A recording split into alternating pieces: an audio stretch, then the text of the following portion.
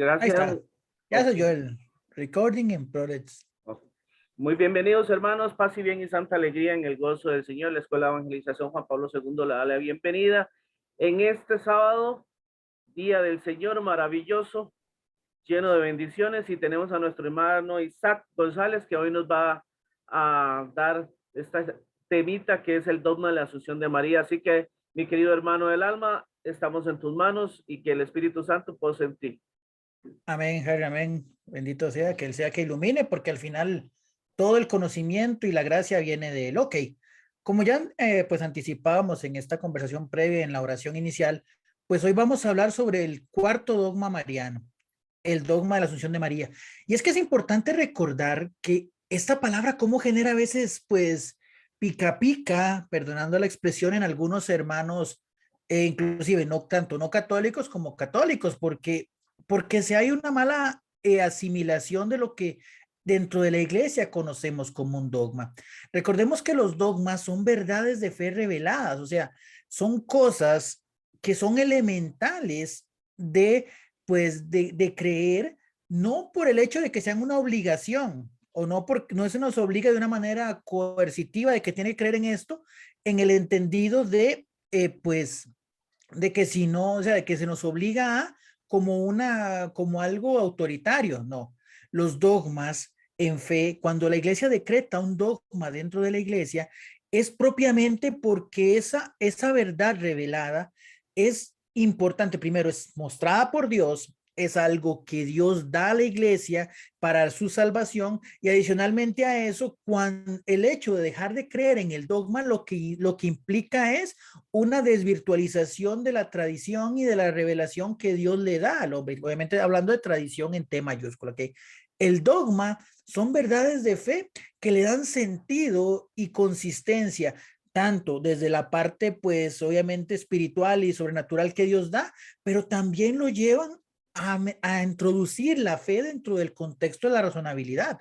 Es importante que si bien es cierto, no somos racionalistas, o sea, no nos manejamos únicamente por la razón, no nos manejamos únicamente por lo que perciben nuestros sentidos, lo cierto es que la fe es razonable y la iglesia, como Dios mismo en el proceso de su revelación, va hablando justamente a la mente del hombre desde el inicio que llama Abraham dentro de su capacidad de conocimiento de Dios, él le va hablando en las diversas etapas de la vida, pues claramente habrá momentos donde ya el hombre está claro, en que por su fe, perdón, por su razón, por su conocimiento, puede ver que las verdades reveladas son ciertas, pero también entiende por esa misma razonabilidad que sus limitaciones en muchos aspectos de conocimiento de las cosas que sobresalen al plano natural son también reales y son dignas de fe, que es justamente ese pilar que tenemos, que es la razón y la fe, como lo decía justamente San Pablo II en aquel documento que se llamaba Fides en Ratio, o sea,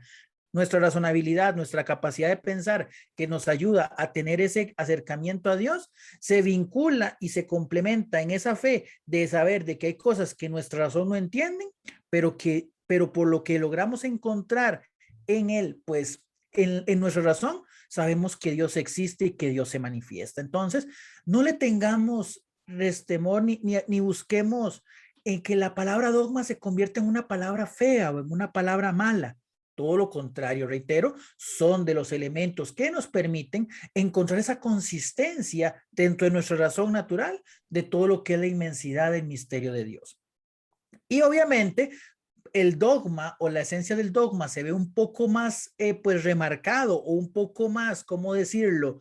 Pues señalado cuando se refieren a María, porque entonces entra lo que hablábamos en el tema de las imágenes, que a veces se cree que nosotros le damos un culto de latría, un culto de oración a María, cuando no es cierto. Ya lo hablábamos en el tema de las imágenes, que le damos un culto de hiperdulía, un culto de una veneración especial. Pero ¿por qué esa veneración especial? Porque el mismo Dios le ha dado la posibilidad y le ha dado todas las gracias relacionadas para poder recibir justamente esa veneración. Los dogmas marianos, obviamente, pues tienen relación a María en su figura como receptora, pero ¿cuál es el elemento fundamental o el sentido del dogma mariano? Enaltecer la obra de Dios hecha en María. Y ahí es donde tenemos que empezar a partir de reconocer que nosotros le damos a María el culto y la gracia que el mismo Dios le ha dado a través de la misión que le encomendó. Entonces, el dogma, otro elemento importante, y ya con esto entramos más profundo en la materia, el dogma es una verdad que siempre se ha creído, porque a veces uno de los ataques que recibimos mucho, y creo que lo hemos hablado o se comentó en los tres dogmas anteriores, una de las cosas que dicen es que, no, es que, por ejemplo, el dogma fue declarado de la Asunción en el año de 1950. Es un dogma pues relativamente nuevo, si lo vemos a nivel de declaración. Pero el dogma es algo que siempre se ha creído. ¿Cuál es el problema o cuál es el inconveniente? Que siempre va a haber grupos, tanto dentro de la iglesia, que a veces quieren negar esa verdad revelada y por consecuente, ¿qué es lo que ocurre? Ya la iglesia, ante la presión o inclusive la aparición de incluso hasta herejías, pues lo que hace es declarar de manera solemne esa realidad o esa verdad que siempre se ha creído y se le da el estatus de dogma. Y es que volvemos al tema anterior, cuando nosotros quitamos de nuestra fe los dogmas como verdades fundamentales que sostienen justamente toda la tradición y enseñanzas de Cristo, pues cada uno de esos dogmas se convierte en un elemento del cual la iglesia basa su doctrina. Cuando los quitamos, pierde consistencia. Y obviamente en el tema de los dogmas marianos, pues no se pierde, no es la excepción. Y más bien son dogmas sumamente delicados, porque se los pongo de esta manera, y como ya lo vimos en los tres dogmas anteriores, quitar cada uno de esos dogmas o restarle veracidad a esos dogmas no es un señalamiento o un ataque ante la figura de María, sino sobre aquel que nace de María.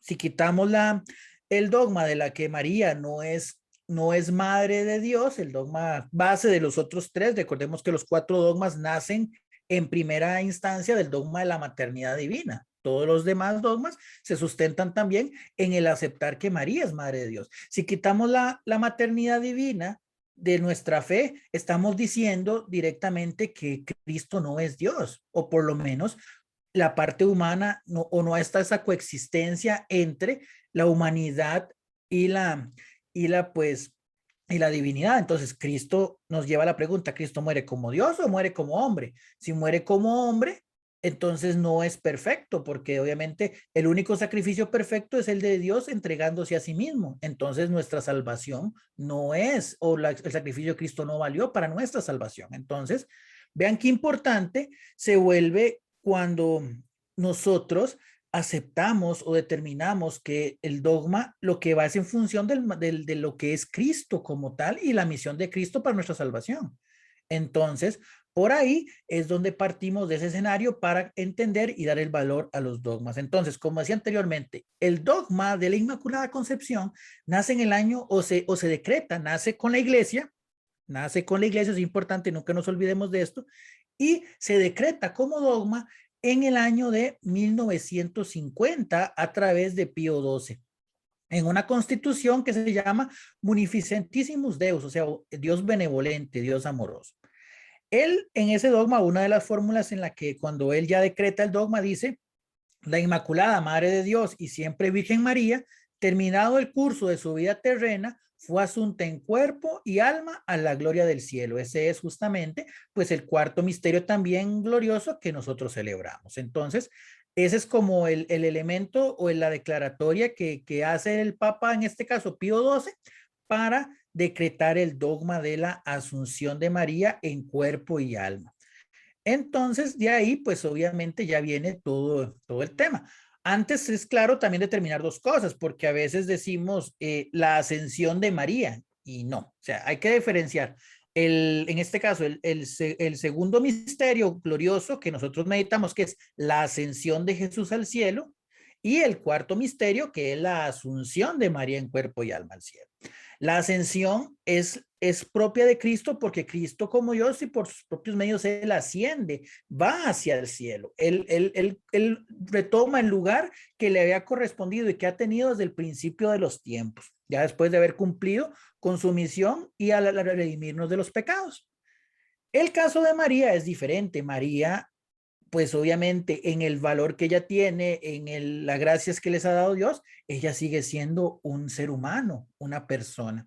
Entonces, al finalizar el transcurso de su vida, como decía justamente Pío XII, es Dios mismo el que hace que ella ascienda, o mejor dicho, es asunta, es llevada al cielo en cuerpo y alma. Es por gracia de Dios, es justamente porque Dios mismo le da esa gracia singular y no porque ella por sus propios medios la pudiera hacer. Entonces hay que diferenciar muy ciertamente la ascensión de Jesús, que nace de su poder divino, de la asunción de María, que es obviamente llevada propiamente por la gracia de Dios después de pues, culminar sus días terrenos. Eso es muy importante entender. Y es que volvemos a este tema, digamos, qué importante es el entendimiento del dogma y a veces eso es una de las cosas que a veces uno ve y piensa que tristemente no se profundiza en estas verdades de fe, porque cuando la iglesia decreta un dogma, cuando la iglesia, pues, inclusive con el tema de la devoción hacia los santos y demás, a veces se logra o se piensa que, principalmente nuestros hermanos no católicos, que nosotros estamos adorando a seres humanos como tal. Y al ceñirse o al centrarse en esa idea, terminamos, pues se terminan limitando a entender la profundidad del reconocimiento que la iglesia y el valor que da la iglesia a esas personas que nos ponen como referencia. Y veámoslo, por ejemplo, en el caso de la Asunción de María. Creo que todos y para cada uno de nosotros, pues verdaderamente nuestro destino final, lo que todos esperamos, es el cielo. Ahí me corregirá algunos si no, pero cuando estamos metidos en la iglesia, cuando conocemos a Dios, cuando en ese aspecto, pues queremos vivir en la santidad, es porque entendemos y hacemos hincapié de que de que la tierra pues luchamos, de que en la tierra pues claramente pues tenemos que trabajar, queremos conseguir nuestros sueños y todo lo demás, pero que el fin último del ser humano es justamente gozar de la presencia de Dios. Entonces, cuando nosotros volvemos a ver, cuando nosotros tornamos nuestra mirada hacia el dogma, hacia la esencia de María asunta al cielo, pues lo que entendemos es que María de una manera se convierte en modelo y primicia de aquello a lo que estamos también nosotros destinados si cumplimos y escuchamos la palabra de Dios. Recordemos que desde el principio de la encarnación del Hijo de Dios, la esencia y el elemento fundamental que hacen de María, esa mujer elegida y ese primer sagrario, es la capacidad de escucha y obediencia. He aquí la esclava del Señor, hágase en mí según tu palabra.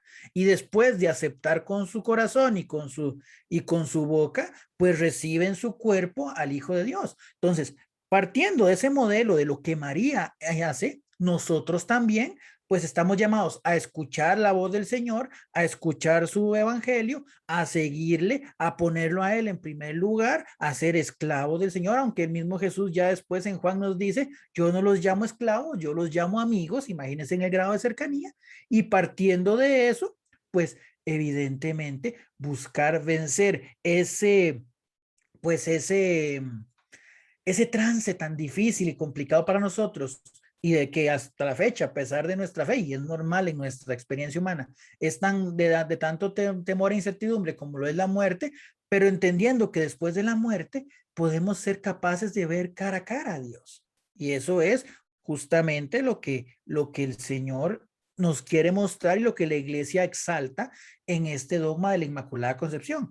Como María, pues se convierte en aquel puente y en aquel modelo de aquello a lo que aspiramos. Una mujer, un ser humano, que es cierto, preservado por Dios de manera especial para ser pues ese primer sagrario de su hijo, pero que después del nacimiento de Jesús, ella sigue escuchando, sigue firme, continúa su vida siempre cerca de Cristo y el premio final es que terminado su trance por este mundo, pues asciende a la presencia de Dios y comparte su gloria y sobre todo que la muerte no tiene ningún poder sobre ella. Entonces, ahí vemos tanto el valor antropológico como también el valor eclesiológico, que es lo que la iglesia mira en torno a eso, que el camino de fe de María, y que se quiero leerlo textual porque está muy bonito, el camino de fe de María y su consumación se constituyen un ejemplo para toda la comunidad cristiana. La iglesia ve en María a la madre creyente y discípula de Jesús que ha respondido a la vocación de seguimiento de Jesús y que Dios ha reconocido su trayectoria haciendo presente la victoria sobre la muerte. Entonces, esta es la enseñanza fundamental de la Inmaculada Concepción dentro de nuestra perspectiva de creyentes. Obviamente María es el centro en función de que se convierta en modelo, pero nosotros, en María también, cada uno de nosotros, cuando vemos esta situación desde esa reflexión de fe, pues es una invitación y es una llamada a seguir adelante.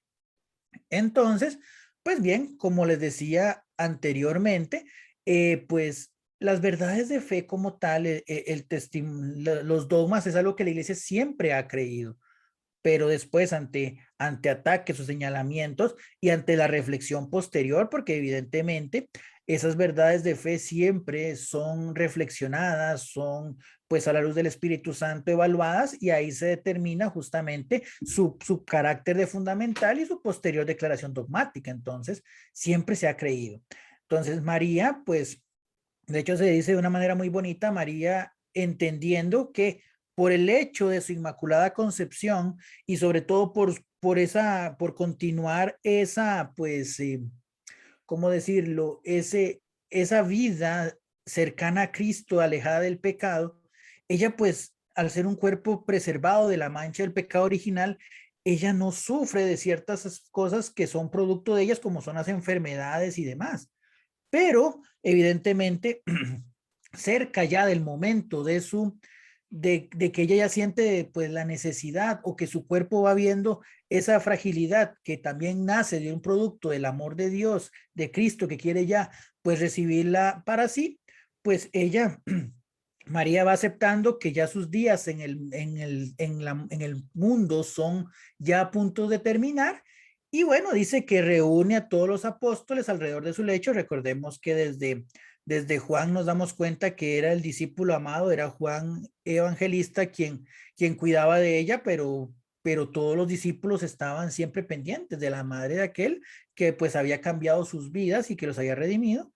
Entonces, María en ese aspecto reúne a los apóstoles y bueno, pues entrega su vida ya al Señor y por consecuente, pues ya ella logra terminar su trance y es llevada por Dios. Entonces, eh, ahí en esa parte, pues entendiendo de que María no sufre la corrupción del pecado, no sufre en este aspecto pues lo que es la pudrición del cuerpo, que era también otro de los elementos arraigados al pecado, porque María fue inmaculada desde el principio. Entonces, ahí es llevada al cielo y dice que encontramos testimonios muy antiguos de lo que es la Asunción de María. El primero está en el año 634, donde se encuentra en un texto de Patriarca Modesto de Jerusalén. Y después, más adelante, entre los años 550, 650 después de Cristo, Teocteno, un obispo de Libia, también afirma en un sermón fechado, en eso que le entrega, que la asunción de María en cuerpo, que fue pues María llevada en cuerpo y alma. Otro testimonio que tenemos relacionado a este tema está el de Germán de Constantinopla y habla también de lo que es la incorruptibilidad. El tema de la incorruptibilidad es muy importante en el plan de salvación de Dios y lo podemos encontrar pues obviamente en dos textos muy marcados. No sé si han visto en el Evangelio, hay dos textos específicos que nos hablan de la cantidad de días de muertos, de la cantidad de días que tiene una persona en el sepulcro, principalmente en el Evangelio según San Juan. No sé si alguno recuerda cuáles son esos textos que habla de la cantidad de días que hay una persona, que ha estado una persona en el sepulcro.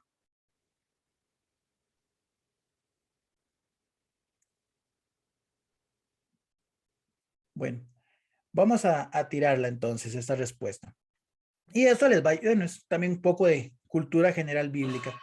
Nosotros, en el texto de Juan, por ejemplo, ¿se acuerdan del pasaje de Lázaro? Cuando Lázaro llega al sepulcro bueno, Jesús llega al sepulcro de Lázaro y entonces pide que quiten la piedra y María, creo que es Marta, Marta o María, no recuerdo cuál de las dos le dice a Jesús, maestro, ya tiene 4 días de estar en el sepulcro, entonces ya huele. Ese dato que podría parecer intrascendente tiene muchísima importancia dentro del contexto de lo que es justamente lo que Jesús enseña y también dentro del valor de lo que esto de la corruptibilidad del cuerpo como pues consecuencia del pecado. Según la tradición judía, la mentalidad del pueblo de Israel, se decía que el alma de una persona que fallecía estaba girando en torno al cuerpo de aquel que moría alrededor de 3 días. A partir del 4.º día, ya el alma, que para efectos, pues en este aspecto, ¿cómo decirlo? Metafísicos, es como la esencia, es lo que da la vida al cuerpo. O sea, el alma es la vida, es la que da la vida en la parte física, que es justamente el cuerpo. El alma es la que da vida. Entonces dice que ya en el momento en que ya el alma definitivamente después del 3.er día se separa del cuerpo de la persona o del animal incluso, ya es donde empieza lo que llamamos la descomposición. Entonces ya oficialmente se dice que la persona está corrupta, que ya la persona oficialmente murió. Entonces, en el pasaje justamente, disculpen que les meta un tema que no, tal vez podríamos pensar no bien al caso, en el tema de Lázaro, cuando el signo la resurrección de Lázaro, es una muestra de que ya oficialmente Lázaro había muerto, civilmente ya estaba declarado muerto dentro de la comunidad. Entonces, ahí es donde Jesús, utilizando ese signo, dice, yo soy la vida, yo soy la resurrección. Entonces, porque Jesús fue capaz de vencer la muerte de una persona que verdaderamente ya estaba muerta o que ya había sido declarada muerta, por decirlo de alguna manera. En el caso de Jesús, obviamente es donde entra ese tema de los 3 días. ¿Por qué dice que resucitó al 3.er día? Porque si hubiera resucitado al 4.º día, ya él se dice que ya su cuerpo había pasado por la corrupción, entonces que no era un cuerpo perfecto, entonces no era un sacrificio perfecto. Entonces la incorruptibilidad, o sea, el hecho de que el cuerpo se empiece a descomponer dentro del aspecto espiritual, dentro del aspecto, pues en este caso de esta línea, pues habla de eso, de que la presencia del pecado hace que la corrupción del cuerpo se dé espiritualmente hablando. Entonces, cuando se decreta o cuando se ve, obviamente partiendo de que María fue la madre de Cristo, de que vivió, de que fue desde su concepción preservada de la mancha del pecado original, de que su cuerpo fue virginalmente, se mantuvo virgen hasta después del parto.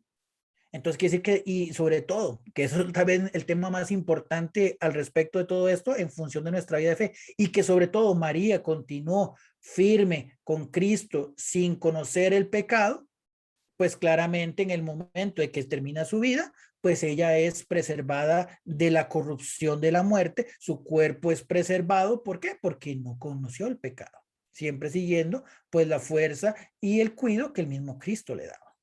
No sé si por ahí vamos todo bien. Si hay alguna duda, algún comentario, me lo hacen, ¿verdad? Que estamos a la libre. Si todo está claro. Entonces, pues por ahí es donde partimos de toda esa esencia del sentido de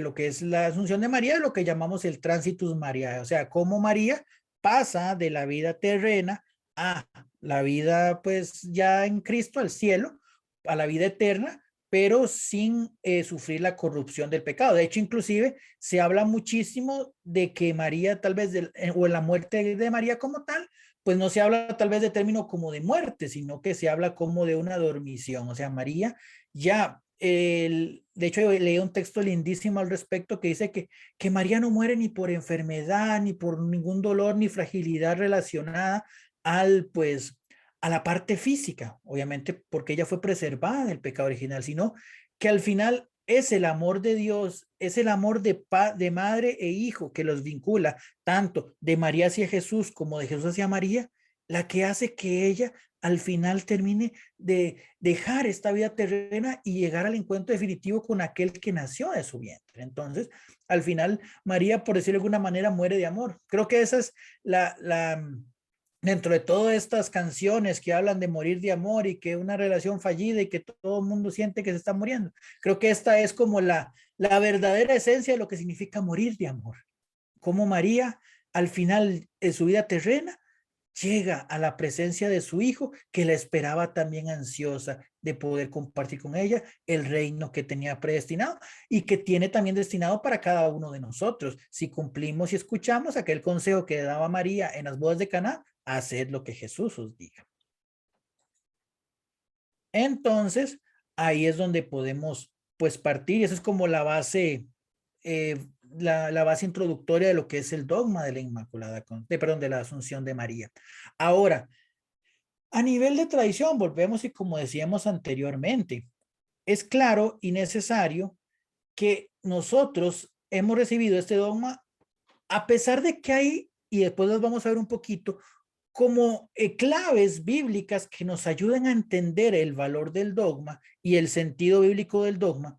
Recordemos que la iglesia, que pues que nosotros como iglesia, y lo hemos visto desde el principio del curso de apologética, la iglesia es como un banquito que se sostiene en 3 pies. Si usted quita uno, el resto se cae, que es justamente la escritura, por supuesto. Tenemos también la tradición apostólica y el magisterio de la iglesia, que nos permite entender propiamente el significado real de cada uno de los anteriores. Entonces, si usted le quita a ese banquito, si usted le quita, por ejemplo, la Sagrada Escritura, no se puede sostener solamente con tradición y con magisterio.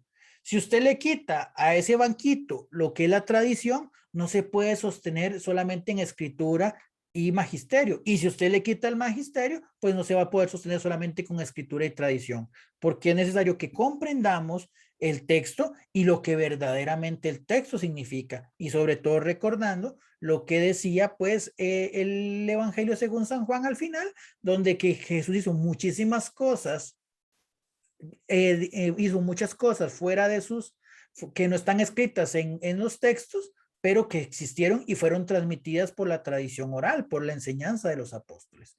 Entonces, es importante que entendamos que mucha de la doctrina, que reitero, se sostiene en elementos de la escritura, pues también la tradición tiene la autoridad para poder determinar algunos elementos de fe. Entonces, pues por ahí tenemos estos ejemplos, por ejemplo, que el Espíritu Santo sea una persona, obviamente una persona espiritual, y otro ejemplo es que, bueno, que la revelación pública termina en el Apocalipsis. Por eso, a partir de ese momento, es donde pues entra ya. Cristo es completamente revelado en el Apocalipsis, la escritura termina, todo lo que es la palabra inspirada y escrita en texto, cierra en el Apocalipsis, y obviamente es la tradición la que se encarga de, pues, de enseñarla y compartirla, pero ya cualquier libro o cualquier cosa que salga de ahí ya no forma parte de esa revelación pública, sino que se convierte en lo que conocemos como revelaciones privadas.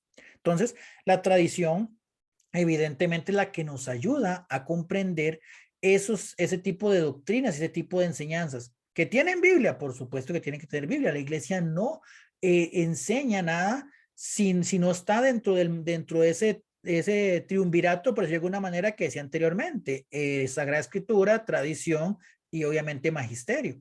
Pero evidentemente también por la misma autoridad que Cristo le da, es capaz de definir doctrina, que es lo que conocemos como la tradición con T mayúscula. Entonces, obviamente es un texto que creo que ya hemos reconocido en ¿cómo se llama? En los primeros dogmas se habla de lo que es el protoevangelio, que es justamente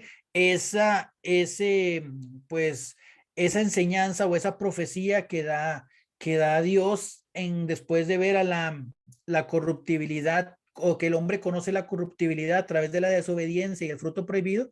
Entonces viene lo que es ese protoevangelio, o sea, pondré enemistad entre ti y la mujer. Vean qué interesante como dice, no pondré enemistad entre ti y el hombre, o entre ti y Adán. Dios dice, pondré enemistad entre ti y la mujer, entre su descendencia y la suya. Entonces, ya partiendo de ahí nos damos cuenta de que, si bien es cierto, y como por la desobediencia de una virgen entró el pecado, que fue justamente Eva, y por la desobediencia de un hombre virgen, que fue en este caso Adán, entró la desobediencia y el pecado al mundo, en contraposición, que es importante entenderlo, en contraposición va a entrar la salvación a través de un hombre casto, de un hombre virgen que no conoció el pecado, que fue justamente Jesús, y obviamente por una mujer y una virgen y obediente, que en este caso es María. Y se traslapa la historia como desde la misma manera, y como también inclusive lo encontramos en el relato de la serpiente de bronce, como utilizando el mismo elemento por el que entró el pecado, por el que entró la corrupción, pues Dios rehace y reabre una nueva creación. Entonces, ahí se habla de la mujer no como un género, que igual entramos ahorita en estas realidades actuales, ya no sabemos ni qué es género ni qué no, porque ahora nos venden tantísimas cosas, y también sino como un título, y como un título que genera una dignidad, que es el mismo que encontramos en Juan 2:3, en las bodas de Caná. María, cuando le dice a Jesús que en la boda no hay vino, Jesús se vuelve y le dice, ¿y a ti, y qué mujer conmigo esto? Pero esa mujer, mucha gente o lo han querido tergiversar como un título de desprecio, no moleste, y no, eso es un título donde vean cómo en el primer signo, que recordemos que cada uno de los signos bíblicamente hablando de Jesús son pues testimonios de que Dios está obrando en su pueblo y son signos inequívocos de la realidad mesiánica de Cristo. En el primer signo que tenemos de Jesús, pues obviamente está la participación de María y en la bendición de un matrimonio, que tampoco es un tema menor. ¿Por qué? Porque obviamente del matrimonio es de donde salen los hijos, es de donde sale la descendencia. Entonces, hay que ampliar un poco a veces ese criterio de dar cuenta que el primer signo de Jesús fue para una pareja que estaba a punto, que estaba casándose y por consecuente que estaba a punto de empezar a dar descendencia. Entonces, Dios actúa en ese matrimonio y en la descendencia posterior. Y obviamente por la intercesión de la mujer, ¿verdad? Que en este caso también asume como una maternidad espiritual ante la carencia, ante la necesidad que tenía justamente ese matrimonio. Obviamente el texto de Gálatas 4:4, donde San Pablo dice, llegar a la plenitud de los tiempos, Dios envió a su hijo nacido de mujer y nacido bajo la ley para que pues obviamente redimiera al mundo. El texto que completa ese protoevangelio de Génesis 3:15, que lo encontramos en Juan 19:26, cuando Jesús se entrega a María como madre al discípulo amado, aquel que pues junto con ella se encargarán pues, de custodiarla y de cual los discípulos, como hijos espirituales de María, se encargarán de, por su predicación, empezar a darle hijos a la iglesia, empezar a esas conversiones y empezar a unir a esas personas que escuchan el mensaje del evangelio como hijos de la iglesia y por consecuente hijos de María.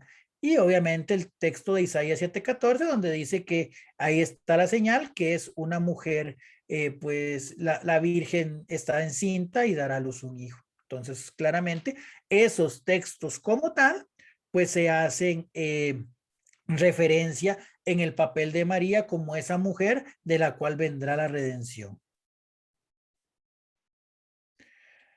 Ahora sí, si nos vamos a dónde la iglesia o uno de los soportes que la iglesia hace para entender bíblicamente la asunción de María, pues es el que encontramos en Apocalipsis 12:1, donde se habla de la gran señal, que es una mujer vestida de sol con la luna bajo sus pies y una corona de estrellas sobre su cabeza. Dice que ella está embarazada y grita de dolor porque le ha llegado la hora de dar a luz.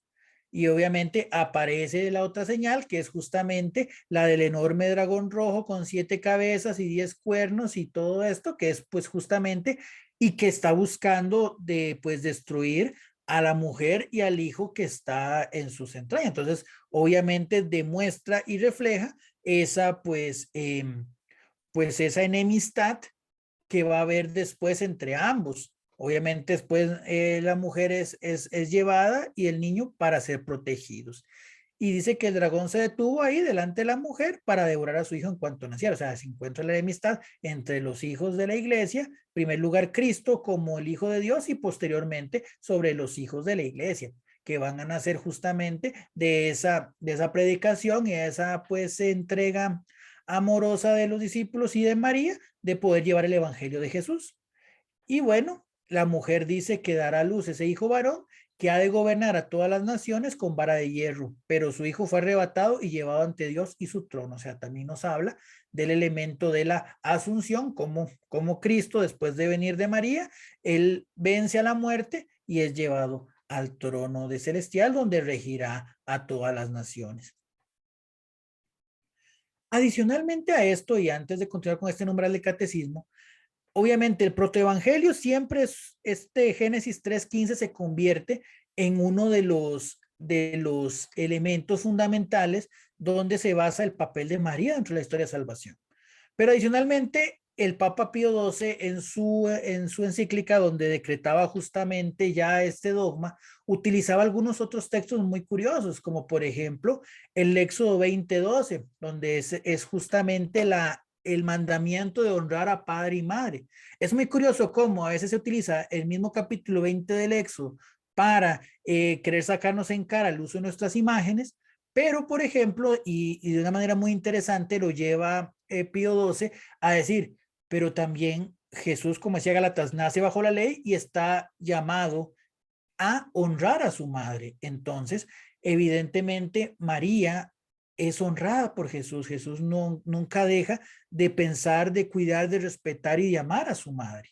Entonces, ahí, pues, dentro de todo ese amor, Dios en sus capacidades, Jesús en sus capacidades como Dios, pues sigue preservando a su madre, inclusive de la incorruptibilidad, sigue preservándola del dolor del pecado, del sufrimiento y demás. Entonces, pues obviamente Jesús no va a desamparar a su madre por ese lado.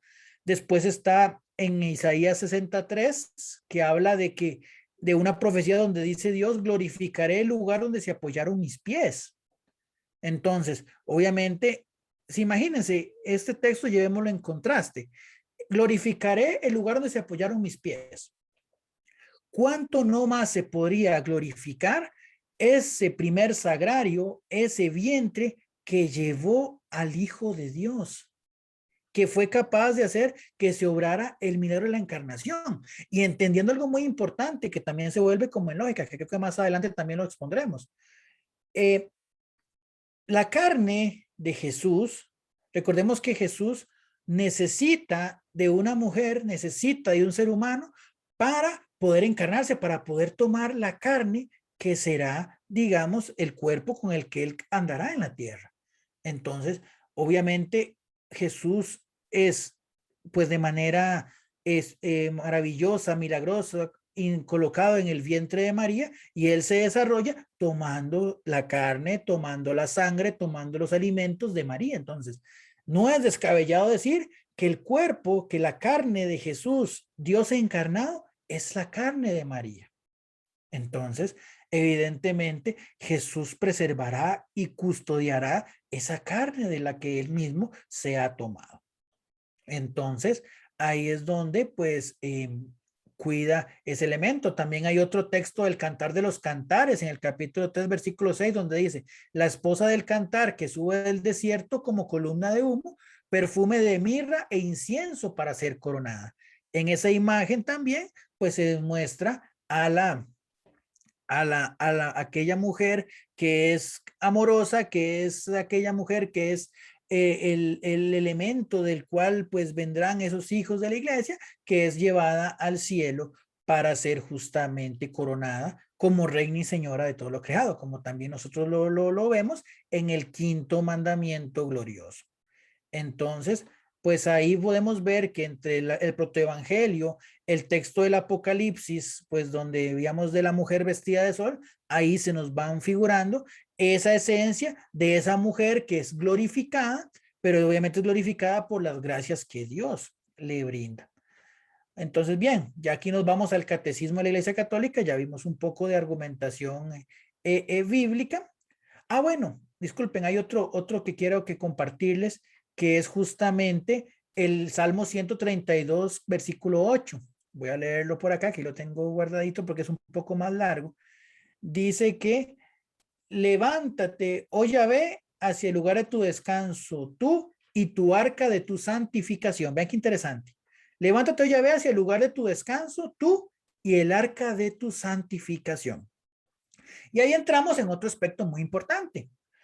Creo que todos hemos escuchado que nosotros hablamos de María como el arca de la nueva alianza. Es una de las letanías que justamente tenemos a nivel de nuestro rezo del Santo Rosario. Entonces, ¿por qué decimos que María es el arca de la nueva alianza? Recordemos que el arca de la alianza, en primer lugar, era el signo de la presencia de Dios en medio de su pueblo.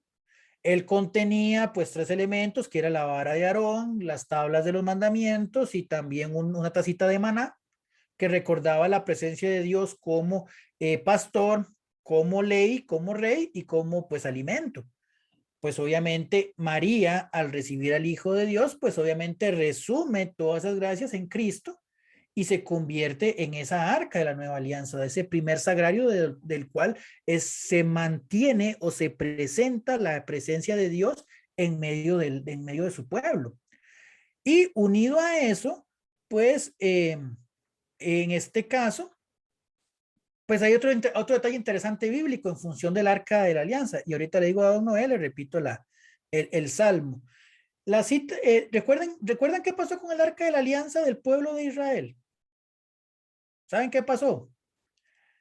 Antes de que los babilonios destruyeran el templo de Jerusalén, se dice que ¿cómo se llama? El arca desapareció. El arca, como signo de la presencia de Dios, no podía sufrir la destrucción que recibió hasta el mismo templo de Jerusalén. Pero el arca, como ese lugar en específico, ese lugar especial de la presencia de Dios, desapareció. Entonces, partiendo de ese homólogo, María, como el arca de la nueva alianza, no podía ser partícipe de la destrucción justamente del pecado, de la destrucción de la corruptibilidad del cuerpo, no podía ser en este caso también afectada. Entonces, por ahí también es importante entender el valor del arca y el valor de María como arca de la nueva alianza, que no podía ser en ese aspecto, pues, corruptible. Ok, bueno, ya Danilo nos hizo el favor. Sí, el salmo justamente es el Salmo 132, versículo 8, el que hacía referencia con el tema del arca. Muchas gracias, Danilo José. El numeral, pues nada más se complementa lo que leíamos anteriormente, donde decía que la serpiente, el dragón, que es el signo del pecado, que es el signo del demonio, recordando que siempre el demonio como persona, se lanza en persecución de la mujer, pero no consigue alcanzarla. La nueva Eva, vean qué interesante ese paralelismo con el Génesis. María, Eva escucha a la serpiente, se deja engatusar y por consecuente también se engatusa a su marido. En este caso Adán. María, la nueva Eva, no escucha a la serpiente, no se deja acercar. ¿Por qué? Porque ella necesita ser preservada y obviamente por esa gracia que Dios le da, ese quejaritomene, esa llena de gracia, antes, durante y después. Entonces, preservada del pecado y la corrupción de la muerte, concepción inmaculada y asunción de la Santísima Madre de Dios, María siempre virgen. Entonces, María en este caso es preservada del pecado original y del pecado a lo largo de su vida. María vence en este par de dogmas. En la Inmaculada Concepción vence el pecado original y en el dogma de la Asunción vence las fuerzas de la muerte, que es justamente los productos del pecado. Disculpen. María es el arca de la nueva alianza. Sí, correcto, Daniel José, porque ella preserva o ella lleva en su vientre todo el poder de Dios, que es justamente Dios mismo que se encarna. Por eso en la letanía nosotros hacemos esa letanía justamente, el arca de la nueva alianza. Gracias. Después, con gusto. La asunción de la Virgen María. Argumentos aparte de los que hemos comentado, podemos decir que se han dado casos en la Biblia. Sí, la Biblia nos especifica dos casos fundamentales de asunciones de personas en cuerpo y alma, que es, por ejemplo, el caso de Enoc, que él nos lo mencionan en el Génesis capítulo 5, versículos del 21 al 24, si no me falla la memoria. Entonces, en ese aspecto, pues ahí también se vuelve. Y de hecho, Enoc habla algo muy interesante porque dice que Enoc vivió 365 años, que dentro del contexto, digamos, de las primeras edades de lo que es el Génesis, es una edad muy corta, pero también es muy simbólica porque habla de todo un año calendario, o sea, como toda su vida, por decir, y algo muy especial, dice que era amigo de Dios. Dice que en este caso, Enoc fue amigo de Dios. Y por esa amistad, dice el Génesis que él no murió, sino que fue llevado por Dios, que no pasó por la muerte. Y entonces, imagínense si un amigo de Dios le tiene esa gracia, ¿cuánto nos hará esa gracia con aquella que lo llevó en su vientre, aquella que fue su madre? También tenemos el caso de Elías, que recordemos que Elías fue llevado al cielo en un carro de fuego, como lo dice justamente el libro de los Reyes, y en ese aspecto también pues se decía que él iba a ser el que iba a ser promotor, el que iba a traer o el que iba pues a allanar los caminos para la era mesiánica, que después obviamente en el texto encontramos justamente que era pues San Juan Bautista, que el que hace esa labor de preparar los caminos. Entonces, de ahí partimos de que aquellos que muestran esa amistad, esa cercanía con Dios, Dios los ha preservado, por lo menos en estos dos casos, bíblicamente hablando, de lo que es justamente el lapsus de la muerte, que han sido llevados en cuerpo y alma al cielo. Y obviamente, pues cuando recordamos el saludo del ángel Gabriel a María en Lucas 1, pues el Señor es contigo. O sea, obviamente hay una cercanía también de Dios con María.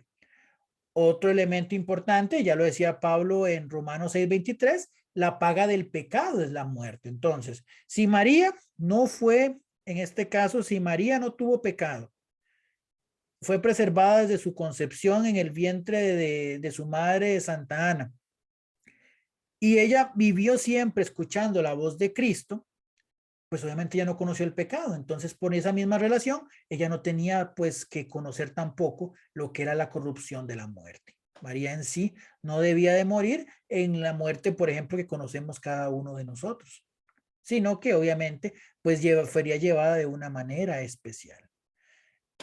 Entonces, de ahí pues entramos en esa esencia de que, y partiendo de esos dos escenarios, de la cercanía, de esa cercanía que tenía Jesús con Dios, como no solamente como amiga, sino como en este caso madre del Dios encarnado, y sobre todo de la misma preservación que por la gracia de Dios pues tiene justamente María, desde su concepción, ella no podía reconocer el pecado porque el pecado no era justamente una cadena que ella tuviera para sí. Entonces, por esto tenía que, pues, vivir o pasar el trance no tenía que pasar el trance como nosotros de la muerte, inclusive de la corrupción, y de esperar inclusive, pues, el día final donde nuestra alma se juntará con nuestro cuerpo glorificado, sino que más bien, pues, ella pues como dicen, entró al cielo con todo y zapatos, como decimos popularmente, ¿verdad? Entonces, ¿por qué María no tuvo esas experiencias de pecado?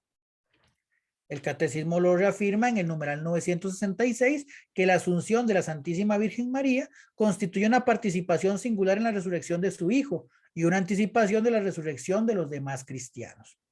Vean que obviamente son gracias particulares que es el mismo Dios quien da. Antes de seguir con esta otra parte, sí, como lo indicas en el chat, ¿no? El Salmo 45, principalmente en los versículos 10 y del 14 al 16, hace también esa relación de María o del valor del arca de la alianza como, como un, como un signo que prefigura también la Inmaculada Concepción. Voy a buscar ahorita textualmente lo que dicen para que lo leamos, porque sí, ese salmo que dice que lo trajiste a colación, también se convierte en una fuente, que de hecho son de las mismas fuentes que tomó Pío XII para, en ese aspecto, fundamentar el decreto del dogma. Denme un momentito nada más para buscarlo. Por aquí tengo abierto la aplicación de la Biblia. Vean qué interesante lo que dice el Salmo 45. A tu diestra una reina adornada con oro de Ofir. Habla de la reina. Recordemos que dentro del contexto del Antiguo Testamento, la reina no era la esposa de los reyes, porque a veces los reyes tenían tendencia a tener, como decían popularmente, un harén. Entonces, la reina era normalmente la madre del rey. Vestida de brocado, es conducida al rey. Vean, es conducida al rey. En el palacio del rey entran.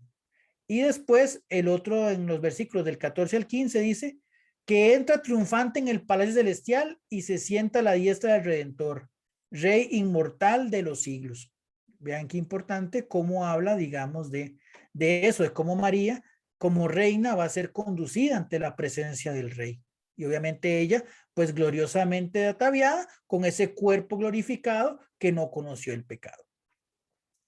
Ahora bien, partiendo de la escatología, que es justamente el fin último o esa área de teología que nos indica sobre los fines del hombre, las postrimerias del hombre y el fin último donde se completa ya la obra de Dios en ese día final, continuando podemos decir que para nosotros lo que es la asunción de María tiene una promesa muy rica que nosotros podemos entender.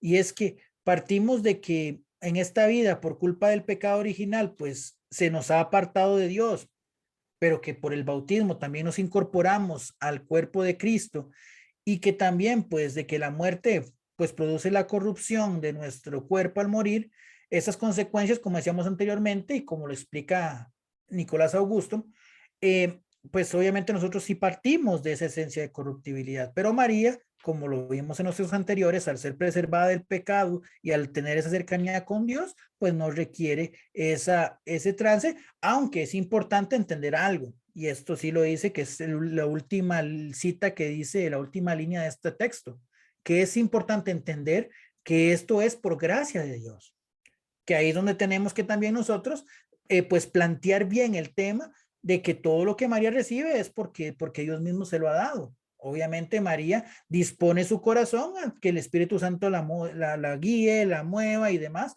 pero todo es gracia de Dios, incluso tratándose de María Santísima, porque todo lo bueno viene de Dios. Y el éxito y la garantía de María es su docilidad a dejarse mover por la gracia de Dios, que también es un don que Dios nos da.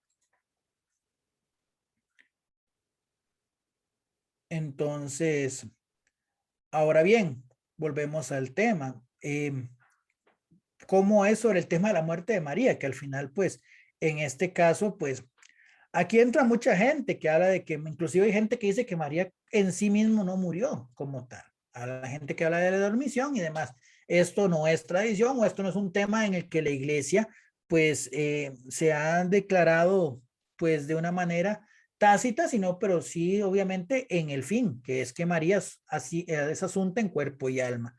Pero lo que, por ejemplo, explicaba el cardenal Müller, que era en ese momento cardenal de la Congregación para la Doctrina de la Fe, él decía que María murió no como con una consecuencia del pecado, sino como un acontecimiento enmarcado en su íntima unión con Cristo, como decía anteriormente, el amor vinculante entre ellos desde el momento de la encarnación, que inclusive impulsa a María a no pecar después de que Jesús nace y a mantenerse siempre a los pies de su hijo, inclusive hasta el punto de llegar a la cruz, pues ella, esa unión, esa vinculación es la que hace que María no muera por pecado, no muera por consecuencia del pecado que azota al hombre, sino que también, sino por ese vínculo.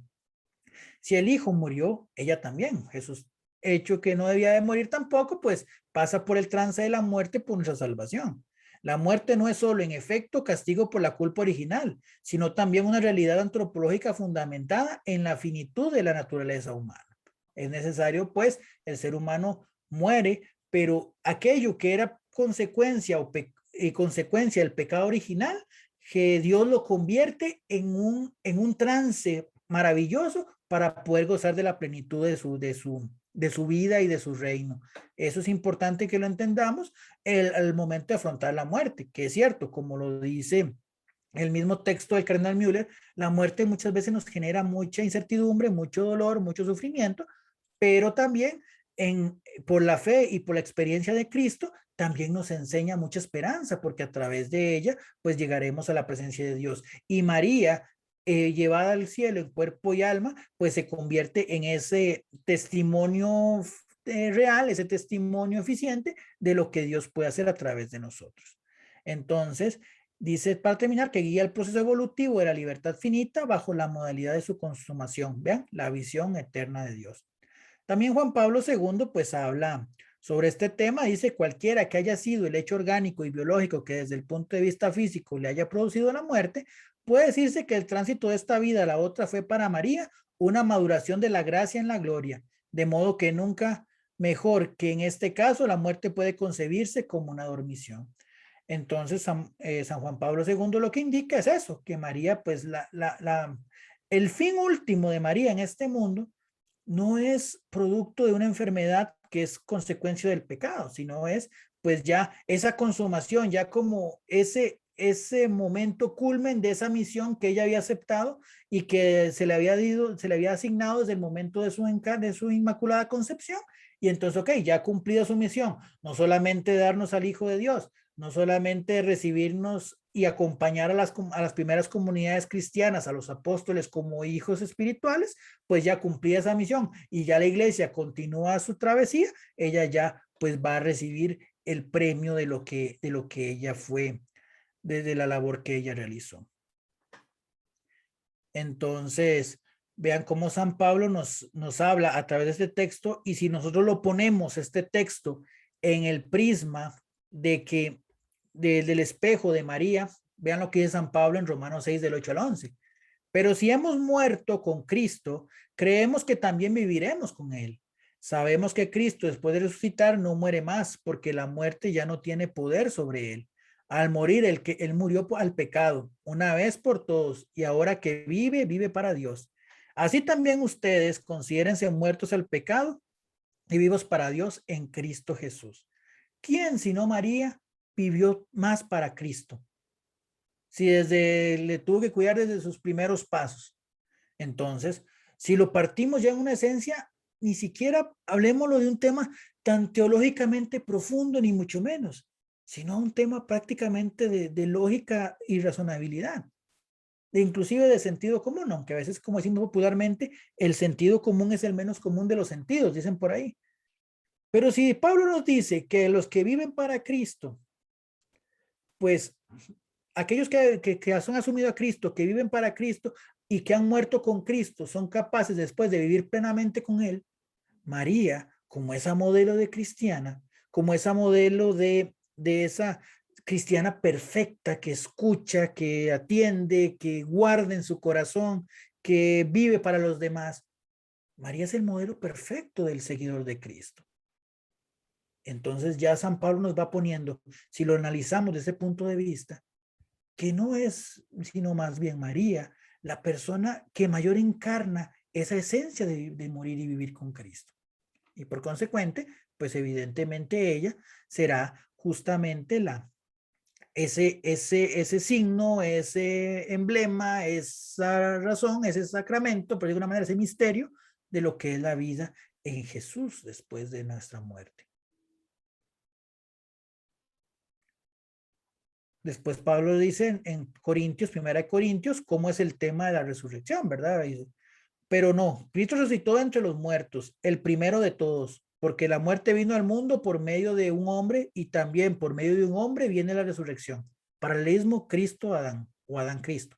En efecto, así como todos mueren en Adán, así también todos revivirán en Cristo, cada uno según el orden que le corresponde.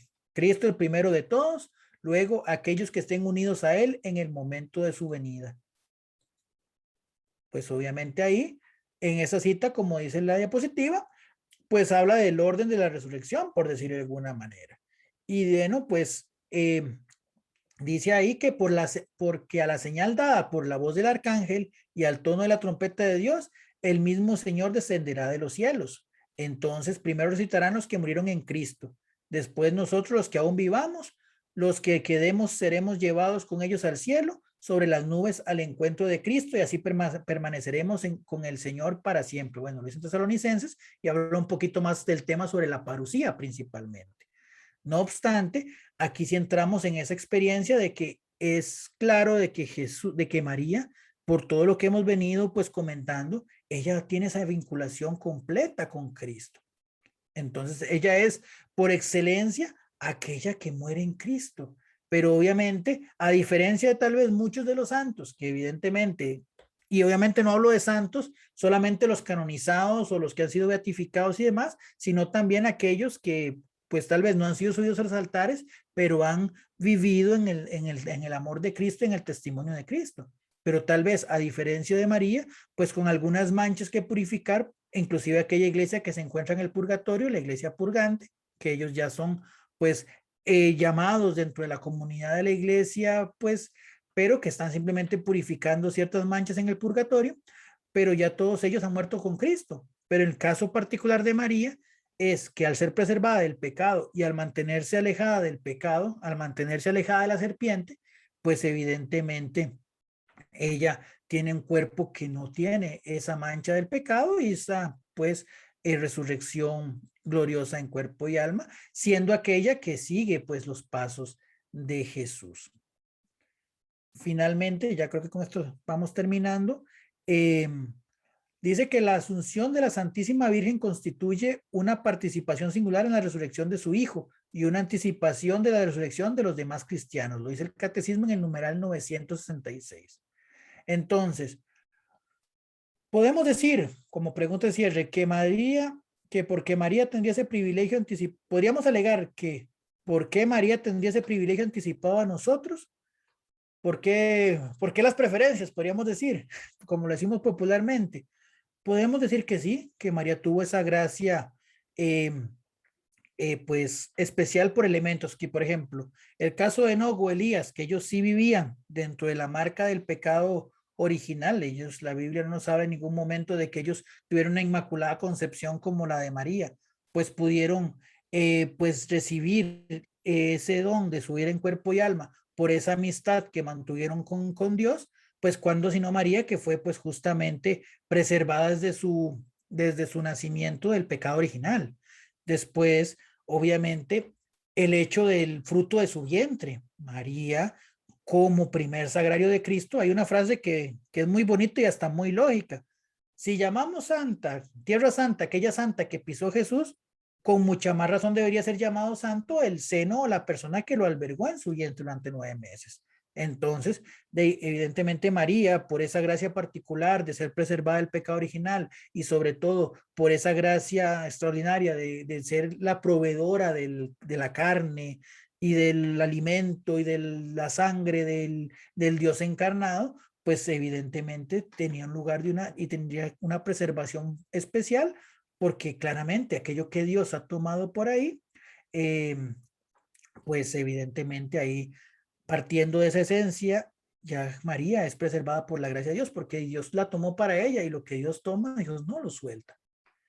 Y entonces, bueno, pues obviamente, y esto nos lleva al último texto, que dice que si fue preservada primero que todos por la redención de Cristo, recordemos que María ha sido rescatada por Cristo, pero de una manera especial por ser la que iba a engendrarlo. Entonces, Cristo ya sabíamos que iba a quitar el pecado, que iba a borrar el pecado original, que después nos lo dejan a través del bautismo, pero María, porque Jesús debía nacer en un ambiente, por decirlo de una manera, en un vientre completamente alejado de lo que es la mancha del pecado original, pues María fue obviamente preservada de ahí. Pero obviamente María fue rescatada por Cristo también, solo que de esa manera particular desde antes de su nacimiento. Entonces, con esto podríamos decir que María es la imagen escatológica de la iglesia, María es la figura de nosotros que como iglesia esperamos estar en la presencia del Señor y porque nosotros, pues evidentemente, estamos invocados y llamados a ser justamente santos y puros y gozar de la presencia del Señor. Y bueno, este es el tema el tema que estaba para hoy. No sé, bueno, antes, Harry, te doy el espacito que necesitabas. Bueno, muchas gracias, Isaac. A todos los hermanos que futuramente nos van a ver este video, estará en YouTube. Y cualquier información puede verla en nuestra página de Facebook, Escuela Evangelización Juan Pablo II, y estamos también en WhatsApp. Cualquier información, pues muchas gracias a todos y paz y bien y santa alegría en el gozo del Señor. Y a Isaac, muchas gracias. Continuamos. Ok.